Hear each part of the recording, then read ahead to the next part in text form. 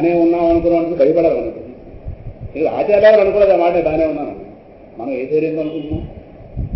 ప్రహ్లాదులు అనుకోలేదు మనం ఏ ధైర్యంగా అనుకుంటున్నాం. చూటుగా అడుగుతున్నాం ఏ ధైర్యంగా అనుకుంటున్నాం? ఈ బాగు నిలబడే బాగా ఎంతసేపు ఈ బాగు పడేయకూడదు. ఆ రోజు ఎవరికైనా తెచ్చి ప్రపంచంలో నాన్న వాళ్ళకి రక్షిస్తారా? దేహం కాపాడుతుందా? ఇది నన్ను దగా చేసేసుకోండి ప్రదక్షిణం, ఇది నన్ను కాపాడింది పరమశత్రువు, ఇది కాదా నాకు జ్ఞానం ఏది? ఆపదలైతే పుష్కలంగా ఉన్నాయి. ఇంకొక మాట, మనందరికీ బుద్ధిని, మన బీరవా నిండా డబ్బులు, బుద్ధి నిండా మోహాలు. బీరవా నిండా డబ్బులు ఉన్నాయో తెలియదు కానీ బుద్ధి నిండా పుష్కలంగా మోహాలు. వీడు రక్షిస్తాడు, వాడే ఆపదలో ఉన్నాడు, సంరక్షించింది. అసలు వాడికి ఉన్న ఆపద కూడా వాడికి అర్థం కావాలి. ఎవడు రక్షిస్తాడు? ఎవడో వాణి ఆచార్య వారు. ఈ 4 అర్థమైంది కనుక ఆచార్య వారు కరావలంబం చేయగలిగారు. ఎవడు పిలిచారు? ఎవడు చెయ్యి అందించి బయట లాగలడో, ఎవడు సమర్థుడో, ఎవడు ఆపదలో లేడో, ఎవడు ఆపదలో ఉన్నవాడిని రక్షించేటటువంటి దయాస్వభావం ఉన్నవాడు, ఎవడు వాడు తిరిగి మళ్ళీ ఆపదలో పడ్డో, ఎవడు రక్షించగలిగే శక్తి ఉన్నవాడు వాడు దేని. ఎవడు వాడు?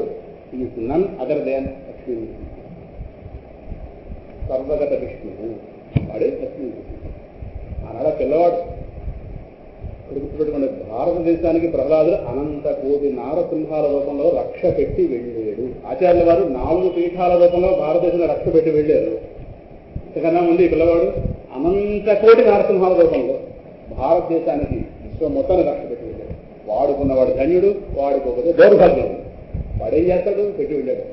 తండ్రి ఇచ్చిన ఆస్తి శుభ్రంగా వాడుకుంటే లోకంలో ఉత్తమంగా ఉంటాం. చెడగొట్టుకుంటే తండ్రి వచ్చి రక్షించడుగా, తండ్రి పోయి తండ్రి రక్షిస్తాడు. మన సంస్కారం అనేది అనంత కోటి నాశనం కోసం ముట్టుకుంటే రక్షించడానికి సిద్ధంగా ఉంటుంది. ముట్టుకునే నా సంస్కారం. ఎక్కడ పరిగెట్టాలి రక్షణ కోసం? ఇక్కడే ఉన్నాడు కదా రక్షకుడు. అందువల్ల రక్షకుడు సంబంధించి జ్ఞానం ఉండాలి, ఆపద స్పృహ పరిపూర్ణంగా ఉండాలి. నేనున్న ఆపద నాకు అర్థం కావాలి. ఆ ఆపద ఏంటో బోధపరచడానికి ఈ స్తోత్రం చెప్పారు. ఆపద మనం అనుకున్న చీమ తలకాయ ఇంత కాదు, ఏడు తలకాయ ఉంటుంది. అసలు విశ్వమే ఆపద. విశ్వంలో ఆపద కానిది నాకు తెలిసి 3: శాస్త్రం, సద్గురువు, భగవంతుడు. ఈ 3 పక్కన పెడితే విశ్వానికి ఎందుకు విలువ ఇవ్వాలి? ఈ 3 ఉన్నాయి కదా చెప్తాను. ఈ 3ని పక్కన పెడితే భయంకరం విశ్వం. అది ఆచార్యులు చూపిస్తారు. ఇది మనం కంగారు పడమని చెప్పించుకోకలేదు. మహానుభావుడు అన్ని స్పష్టంగా చెప్పి వెళ్తారు కనుక ఆచార్యుల వారికి అర్థమైంది కనుక కరావలము అడిగారు. అది వెంటనే మీరు అడగచ్చు. మరి మనకి అంత స్థాయిలో ఆపదస్పృహ లేదు కదా, మనకి ఈ స్తోత్రం జరుగుతుంటే ప్రయోజనం ఏంటి? అడగద్దా మరి? గాడకాడ కూర్చున్నావా? టైం లేదు, ఏదో చెప్పుకోవాలి వాడు కూర్చున్నావా? ఇప్పుడు ఆయనకు అర్థమైంది చెయ్యి తీస్తారు. నాకు ఇంకా చెయ్యే పైగట్టలేదు. మేము చెయ్యి నొప్పు కూడా చెయ్యి పైగట్టలేదు. బాగానే ఉన్నాగా. అవునా? యథార్థం చెప్పి బాగుంది. అవులైన వాడు మేమే చెప్తాడు ఇబ్బందులు ఉన్నాడని. మనకు ఆ జ్ఞాపకం మనకు కంగారు లేదు. బాగానే ఉన్నాం. బాగున్నాడు హాస్పిటల్కి వెళ్తామా? అలా ఈ స్తోత్రం చదువుతున్నాం. రాటగారు బాగున్నానండి, నాకైతే మందు ఇవ్వండి. బాగున్నాను, మందు ఇవ్వండి. రాటగారు బాగులేడే ఇప్పుడు. రాటగారు ఎవడు ఇలా ఎవడు అడగారు? అలా కారణంలో బాగులేవండి, మందు ఇవ్వండి. బాగానే ఉన్నాం అన్నప్పుడు ఈ స్తోత్రం చదవాల్సిన పరిస్థితి చెప్పనా? ఈ స్తోత్ర పఠనంలో మనకు కలిగే లాభం ఏంటంటే ఉన్న ఆపద అర్థం. ఆయన గారికి ఆపద అర్థమే స్తోత్రం చేశాడు. మనకు ఉన్న ఆపద అర్థం. ఆ తర్వాత స్తోత్రం చేయడానికి మనం ఆయన అడుగు ముందున్నాడు. ఆయన అర్థమైతే కదా స్తోత్రం చేస్తాడు. ఆ స్తోత్రం చదవడం వల్ల ఆపద అర్థం అవుతుంది. అందుకే ఈ మాటతో వాళ్ళ ప్రవచనం ప్రారంభించాం. ఆపదకి సంబంధించి జ్ఞానం లేని వాళ్ళందరూ ఆపదలో లేని వాళ్ళు కాదు, ఉన్న ఆపద తెలియని వాళ్ళు. అందుకు ప్రారంభించారు. ప్రారంభానికి ముగింపు సరిపోయిందా? అమ్మయ్యా, నవ్వులు వచ్చేది. చీకటిలో ఉన్న వస్తువు లేనిది కాదు, తెలియనిది. మా లైట్ ఆఫీస్లో ఇంట్లో స్వేచ్ఛగా నడిచేస్తే గుమ్మం ఊరుకుంటుందా? కాళ్ళకి తెలిసి మొక్కలు చేసేస్తాను. అంటే మా లైట్ ఆఫీ కానీ గుమ్మం ఎటో పోతుందా? కాదు, గుమ్మం అక్కడ ఉంది. లైట్ ఆపినది ఇంకా జాగ్రత్తగా వెళ్ళాలి. ఇది లైట్ ఆపింది కనుక. లైట్ ఉందనుకోండి స్వేచ్ఛగా వెళ్ళచ్చు, తెలుస్తుంది కనుక. లైట్ ఆపింది కాబట్టి వస్తువుల దారిలో ఉండకూడదు అనుకుంటే ఎంత మూర్ఖత్వమో.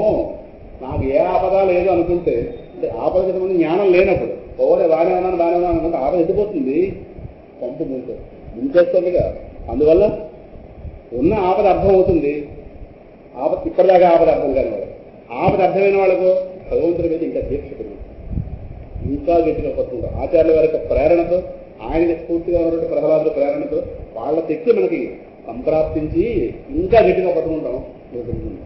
అర్థం కాకపోతే ఓహో ఇదా నేను ఆపద అనే విషయం అర్థమని అప్పుడు భగవంతుడి వైపు మన అడుగులు పడతాయి కనుక ఇది ఆచార్యుల వారు తెలిసినటువంటి ఈ ప్రేరణతో ఈ కరావలము అన్న దానికి ఈ ఉగ్ర అనే శబ్దం ఏదైతే ఉందో ఆ శబ్దమే ఆచార్యుల వారికి ఇక్కడ ప్రేరణ. సో ఇవన్నీ చెప్పి ఇప్పుడు ఇంకా స్తోత్రంలోకి వెళ్ళచ్చు. ఎంత పడింది స్తోత్రానికి నాంది ఒక్క శ్లోకం ప్రారంభించేసి కేవలం ఈ శ్లోకాలకు వెళ్తాం.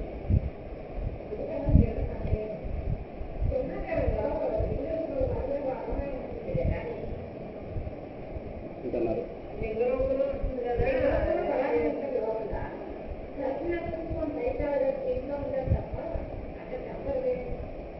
లోపల ఉంటారుగా వరాహం అది త్రిభంగి స్వరూపం. ఆ రూపంలో ముఖం వరాహం, వెనకాతల గోళ్ళు తోక ఉంటాయి. అవి సింహానికి సంబంధించినవి. కాళ్ళు నరుడు. త్రిభంగి మూడు భంగిమలతో స్వామి ఉంటాడు. ఒక వరాహ భంగిమ, గోళ్ళు ఉంటాయి దగ్గరికి వెళ్ళి చూస్తే ఏమన్నా చూడలేరు కదా. గోళ్ళు ఉంటాయి, వాళం ఉంటుంది. వాళం ఎవరు తెలుసు సింహాన్ని, వాళం అంటే తోక. మూడోది నరుడు కాళ్ళు. కాళ్ళు పాతాళ లోపలికి విడిపోయి భూలోకవాసులు దర్శనం ఉండదు, ఎందుకంటే ఆ పర్వతాన్ని గట్టిగా చెంది పాదాలు కనిపించవు. వాళ్ళు ఎక్కడ పాదాలు మనకి తెలుసు. పాతాళ వాసులకే దర్శనం ఈ యుగానికి సంబంధించి. అందువల్ల మూడు కలిసి ఉన్నది కనుక అది త్రిభంగి స్వరూపం. సరేనా? అందువల్ల ప్రథమ శ్లోకానికి ప్రవేశిస్తూ ముందు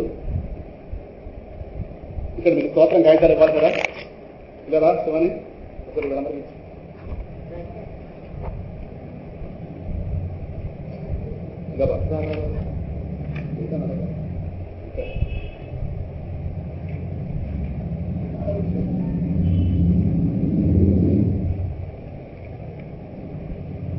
శ్రీమద్శంకరాచార్య భగవత శ్రీమద్శంకర భగవత్ పూజ్యపాద విరచిత శ్రీలక్ష్మీ నృసింహకరావలంబ స్తోత్రం. శ్రీమత్పయోనిధి నికేతన చక్రపాణే భోగీంద్ర భోగ మణిరాజిత పుణ్యమూర్తే యోగీశ శాశ్వత శరణ్య భవాబ్ధిభూత లక్ష్మీ నృసింహ మమ దేహి కరావలంబం. బ్రహ్మేంద్ర రుద్ర మరుదర్శ కిరీటకోటి సంఘట్టితాంధ్రి కమలామల కాంతికాంత లక్ష్మీలతత్కుచ సరోరుహ రాజహంస లక్ష్మీ నృసింహ మమ దేహి కరావలంబం. ఒక్క మాట పెట్టి ఇంటికి ఇందాక చెప్పాను, సత్యం కానిది సత్యం వల్లే కనిపించేది. ఇలా సత్యం కాకుండా సత్యం వల్లే కనిపిస్తున్న మిథ్య ఉందే, ఏం చేస్తుందంటే సత్యంలా కనిపిస్తూ దాని చుట్టూ మనల్ని తిప్పుకుంటుంది. తిప్పుకుంటుందా లేదా? సత్యం వల్ల కనిపించి ఊరుకోదు. సత్యంలా కనిపిస్తున్నాడు ఏం చేస్తుంది? ఎండమావులో నీళ్లు ఆకర్షించినట్టుగా సత్యం కానీ ఈ మిథ్య ఉందే, ఇది సత్యంలా కనిపిస్తూ సత్యంలా భ్రమింపజేస్తూ అది తిప్పుకుంటుందా లేదా? దాని చుట్టూ పిచ్చి వాళ్ళలా తిప్పుకుంటుంది. అలా దాని చుట్టూ తిప్పుకునేటటువంటి ప్రవృత్తే మోహము. ఏంటది? మోహం అంటే అది. మోహం అంటే సత్యం కాదని సత్యం అనుకోవడం, సత్యాన్ని లేదనుకోవడం. సో ఈ సత్యం కాని ఏదైతే ఉందో అది దాని చుట్టూ అది సత్యంలా కనిపిస్తూ మనల్ని సత్యం అన్నట్టుగా భ్రమింపజేస్తూ దాని చుట్టూ మనల్ని తిప్పుకుంటోంది, మోహింపచేస్తోంది దాని చుట్టూ. అదే మోహము. ఈ మోహం ఎంతుందో తెలుసునా? సాగరం ఉంటుంది. ఆ మోహ సాగరమే సంసారం. ఆయన గారు ఆనంద సాగరం, ఇది దుఃఖ సాగరం, శోక సాగరం, మోహ సాగరం. ఈ రెండు సాగరాలు మళ్ళీ వేరుగా లేవని మాత్రం స్పష్టం చేసుకోవాలి. ఇప్పుడు గోదావరి చూడాలంటే రాజమండ్రి వెంట కనిపిస్తుంది, రామకృష్ణ బీచ్ ఇక్కడ. నీ రెండింటినీ ఎట్ ఏ టైం రెండు పక్కన చూడచ్చు. రెండు వేరువేరుగా ఉన్నాయి కనుక సరైందా? గోదావరి రాజమండ్రి గోదావరి కనిపిస్తుంది, అది వేరుగా ఉంది ఆ ఊర్లో, ఇది ఇక్కడ వేరుగా ఉంది. ఆ విధంగా ఆనంద సాగరం, ఈ మోహ సాగరం వేరువేరుగా లేదు. కాబట్టి ఎక్కడ ఉందంటే ఆనంద సాగరం దీని దాడితో ఉంది. బస్సు వేసి వెళ్ళిపోతామంటే బస్సు వేసుకుంటే దీనిలోనే తిరుగుతాం. ఈ మోహసాగరంలోనే నేను అర్జెంట్ వచ్చామంటే మోహసాగరం, బ్రహ్మాండమైన మోహసాగరం. ఏమన్నా నైనిటాలు వెళ్ళొచ్చు మోహసాగరం, అమెరికా బ్రహ్మాండ మోహసాగరం, అసలు భగవంతుని జ్ఞాపకం ఉండదు. అంటే బస్సు ఎందుకు వెళ్ళాం కదా, బస్సు కూడా మోహసాగరమే. మరి ఏమిటి ఎక్కాలి? భవాభిపోత, నాయన నువ్వు దాటించాలరా, ముందుకి మాట్లాడు. శ్రీమత్పయో నిధి నికేతన, ఒకసారి స్వామివారిని పాల సముద్రంలో ఉన్న స్వామివారిని స్మరిస్తారు. శ్రీమత్ అంటే ఓ శుభస్వరూపుడ, మంగళకరమైన, మంగళ శబ్దంతో స్తోత్రం ఎప్పుడు ప్రారంభించాలి. శ్రీ మంగళకరవాడు, మంగళకర శబ్దం. శ్రీమత్ పయోనిధి, పయము అంటే పాలు, పయోనిధి పాల సముద్రంలో ఉన్నవాడు. శ్రీమత్ పయోనిధి నికేతన, నికేతన అంటే ఇల్లు, పాల సముద్రమే ఇల్లు గలవాడా, మంగళకరమైనటువంటి ఆ పాల సముద్రమే ఇల్లుగా కలిగినవాడా. పాలంటే విజయ డైరీ మిల్క్, పాలంటే శుద్ధ సత్వగుణం. అందుకే సాధకులైన వాళ్ళు పాలు ఎక్కువ తాగండి, సత్వగుణం పెరుగుతుంది పాలు వల్ల. ఉపవాసాలు ఉన్నాడు పాలు తాగండి, మిగతా నిశ్చితం పాలు తాగస్తున్నారు, ఏమి సత్వగుణం పెరుగుతుంది పాలు వల్ల. అందులో గోక్షీరం అంటే ఇంకా సత్వగుణం, అదో శుద్ధ సత్వగుణం. సత్వగుణం 3 గుణాల్లో ఒకటి, 2 గుణాల కంటే మంచిదే, కానీ ఇది కూడా ప్రకృతిలో భాగంగా. అదో త్రిగుణాలకు అతీతమైనటువంటి శుద్ధ సత్వగుణం ఏదైతే ఉందో ఆ శుద్ధ సత్వగుణ స్వరూపుడే భగవంతుడు అని చెప్పడం, దాన్ని పాలుతో పోల్చి చెప్తారు. అంటే పాల సముద్రం లేదా అంటే ఉండొచ్చు, ఇంత విషయం ఉన్నప్పుడు పాల సముద్రంగా ఉండడం నష్టం ఏంటి, పరమాత్మ ఏదో సృష్టించగలడు. పాలు అంటే తాత్వికార్థం ఇది, శుద్ధ సత్వగుణ స్వరూపుడు అంటే పరమాత్మ శుద్ధ సత్వగుణాన్ని ఇల్లుగా కలిగి ఉన్నవాడు. అంటే ఎవరైతే ఈ 3 గుణాలు దాటి పెడతారో వాళ్ళని తన ఇల్లుగా చేసుకుంటాడు అని చెప్పారు. ప్రహ్లాదు ఎందుకు చేసుకున్నాడు? 3 గుణాలు దాటి పెట్టాడు. మనం ఎందుకు చేసుకోలేదు? 3 గుణాలు బతున్నాడు. ఇన్నున్నాయి ఆ మాటలు, ఇది ఇన్నున్నాయి అక్కడ ఆచార్యుల వారు చెప్పారు కాబట్టి ఇన్నున్నాయి. ఆచార్యుడు చెప్పినవాడు సామాన్యుడా, జగద్గురు. శ్రీమత్పయో నిధికేతన, ఉన్నది చక్రపాణి, చాలా ఆయుధాలు ఉన్నాయి కానీ చక్రాన్ని స్మరించారు. సుదర్శన మహాజ్వాల సూర్యకోటి సమప్రభ అజ్ఞానాంధస్యమేదేవ విష్ణోహ మార్గం ప్రదర్శయ. ఎవరో చక్రం సుదర్శనం అంటే భక్తుల్ని రక్షించే స్వభావంతో ఉన్నాడు అని అర్థం. దాన్ని చూపించారు. అదే తిరుపతిలో కూడా స్వామి ఊరేగు బయలుదేరే ముందు సుదర్శనాల వాళ్ళు వెళ్తారు, చక్రాల వారు. ఆయన వెళ్ళి వీధుల్లో, ఆ మాడ వీధుల్లో ఉన్నటువంటి ఏవైనా రాష్ట్ర శక్తులు ఉంటే వాటిని ముందు ఆయన తొలగిస్తే అప్పుడు స్వామికి ట్రాక్ లేదు. విఐపి గారు వస్తున్నారని కానీ ముందు పోలీసులు వచ్చినట్టుగా ఇది జరుగుతుంది అక్కడ. సుదర్శన ఆళ్వారు అంట, ఆళ్వారు అంటే నిరంతర విష్ణు ధ్యానంలో ఉన్నవాడు కనుక చక్రపాణి. చక్రపాణిని స్మరిస్తే విష్ణువు యొక్క ఆయుధాలను స్మరిస్తే మనకు రక్ష. అందులో అన్ని ఆయుధాల కన్నా దివ్యమైన ఆయుధం సుదర్శన మహాజ్వాల. ఏంటది? జ్ఞానం కలిగిస్తుంది. సుదర్శనం, సుదర్శనం చక్కటి దర్శనం ఇస్తుంది. ఏ దర్శనం? ఈ దిక్కుమాల ప్రపంచం కనిపిస్తుంది, ఇప్పుడు దర్శనం ఇదే కనిపిస్తుంది. దీనికి ఆధారంగా ఉండి దీన్ని ఎన్నంతరం వ్యాపించినటువంటి విష్ణువుని దర్శించడానికి ఒక నేత్రం ఉండాలా? అది సుదర్శనంలో వస్తుంది. సుదర్శనం, సుదర్శన అనుగ్రహం లేకుండా విష్ణు అనుగ్రహం కలదు. సుదర్శన మహాజ్వాల కోటి సూర్య సమప్రభ. కోట్ల మంది సూర్యుడు ఒక్కసారి వస్తే ఎంత వెలుగు ఉంటుందో అంత వెలుగు ఉన్నవాడు అయ్యా. ఒక్కసారి అజ్ఞానాంధస్యమేదేవ మహా వెలుగు. మేము విష్ణువు తెలియని అంధకారంలో పడున్నాము. అజ్ఞానం అని చక్రస్నానం ఉంటుంది. చక్రస్నానం చేసుకుని సుదర్శనాన్ని ముంచితే అక్కడికి బ్రహ్మోత్సవాలు ముగిస్తాయి. గరుడు మీకు ఆ పతాకం ఎగరేస్తారు, దాంతో ఉత్సవాలు ప్రారంభమవుతాయి. దేవత గరుడు ఆ ఆహ్వానం అందిస్తాడు, దాంతో అది ప్రారంభం. వైష్ణవ సంప్రదాయం అలా చేస్తారు. అజ్ఞానం అనే అంధకారంలో మునుగున్నానే, అజ్ఞానాంధస్య మే దేవ విష్ణోహో మార్గం ప్రదర్శన. విష్ణువు చెంతకి నేను నడిచేది మార్గాన్ని చూపించు. అంధకారంలో పడిపోయింది.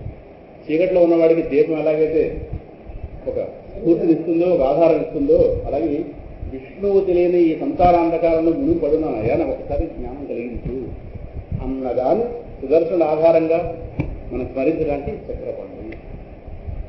ఎక్కడున్నాడు స్వామి? భోగీంద్ర భోగమణిరాజిత. భోగీంద్రుడు అంటే ఆదిశేషుడు. ఒక ఆళ్వారు ఆయన, ఒక ఆళ్వారు ఆయన ఇతని చేతిలో ఉంటాడు. ఈయన నిరంతరం సేవ చేస్తుంటాడు స్వామి. భోగీంద్ర భోగ మణిరాజుల పుణ్యమూర్తి. మొత్తం మీద పడగలన్నింటి మీద కూడా మణులు పొదిగి ఉన్నాయట. అటువంటి ఆదిశేషుడి మీద స్వామి భోగమణి రాజిత. భోగీంద్ర భోగమణి రాజు. అటువంటి ఆ భోగీంద్రుడి మీద స్వామి చక్కగా పడుకున్నాడు. పడుకోలేదు, కూర్చుని ఉన్నాడు. భోగీంద్ర భోగమణి రాజిత. అక్కడ అక్కడ ఆదిశేషుడిని స్మరించారు. ఆదిశేషుడు నిరంతర సేవకుడు విష్ణువు. ఆయన గారికి ఎలా కావాలంటే అలా మలుచుకుంటాడు.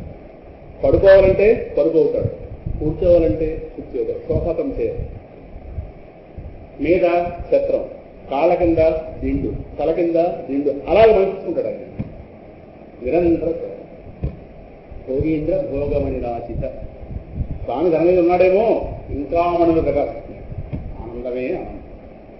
ఎవరైనా పుణ్యమూర్తి, తలుచుకున్న వాడికి పుణ్యం, దర్శించిన వాడికి పుణ్యం, స్మరించిన వాడికి పుణ్యం, భావించిన వాడికి పుణ్యం, కీర్తించిన వాడికి పుణ్యం, అలా కీర్తించేవాడు పక్కన కూర్చుంటే పుణ్యం. పుణ్యమూర్తి.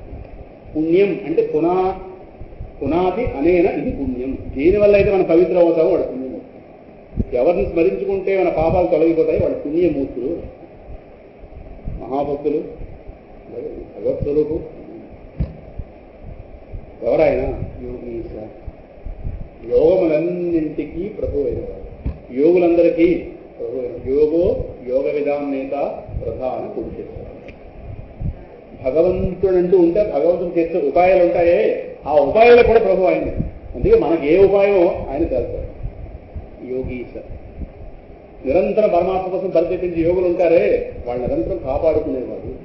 ఎవడు రక్షించడా పిల్లాన్ని పర్వతాల మీద చూస్తుంటే వీడి యోగి కనుక వాడు యోగీశ.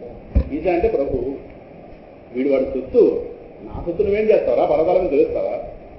పర్వతాల మీద పిల్లవాడి కింద పడుతుంటే అమ్మ ఈ తొడమించి ఈ తొడమికి పిల్లవాడు మారితే ఎలాగైతే వాడు పెద్ద ఇబ్బంది ఉండదో, పర్వతాల మీద తోసేస్తున్నా, నీళ్ళల్లో పడేస్తున్నా, నిప్పుల్లో తోసేస్తున్నా, ఏనుగులను తొక్కించినా పిల్లవాడికి ఎలా ఉంటుంది అంటే విష్ణువు యొక్క అంకము మీద ఈ తొడమించి ఈ తొడమే తెలిసినట్టు కదా. ఇంకా వాడికి ఇబ్బంది ఏంటి? మన దృష్టిలో వాడు కొండల మీద పడిపోయాడండి, సముద్రంలో పడిపోయాడండి, కొండ మూత పెట్టించారండి, మన భాష్యాలు అవన్నీ. ఆ పిల్లాడికో ఆ విష్ణువులోనే ఆడుకుంటున్నాడు. మీరన్న పర్వతాలు మీరన్నీ గోలంతా వాళ్ళనే ఉంది. వాడు దాటి ఉందా? వాడి జ్ఞానం వీడి పూర్తింది కనుక వీడు భయమే లేదు. నిర్భయకుండు ప్రశస్త భాగవతులు నిర్భయది. చాలా పిల్లల మీద వాడు ఆపుదాం. యోగీశ శాశ్వత శరణ్య రేపు ఇది ఆగదు. ఇది ఎవరో ఆపుకోవాలి కనుక, ఆపాలని స్పృహ వచ్చింది కనుక ఆపుతాం. మనకి ఇళ్ళు బాకీలు ఉన్నాయి కనుక ఆయన అంటే పాల సముద్రం, ఆయనకి ఏ సేవ అన్ని సేవలు అంటే మనకో సుదర్శనాడు వారు ఉన్నాడు, ఆదిశేషుడు మనకో. మనమే ఇప్పుడు ఇంటికి వెళ్ళి ఆదిశేషుడు అవ్వాలి కదా. అవసరమైతే పుట్టాలి, లేదండి చేత ఇంటికి లేదు. స్వస్తి స్వస్తి ప్రజాభ్యః పరిపాలయంతాం న్యాయేన మార్గేణ మహీం మహీషాః గోబ్రాహ్మణేభ్యః శుభమస్తు నిత్యం. లోకాః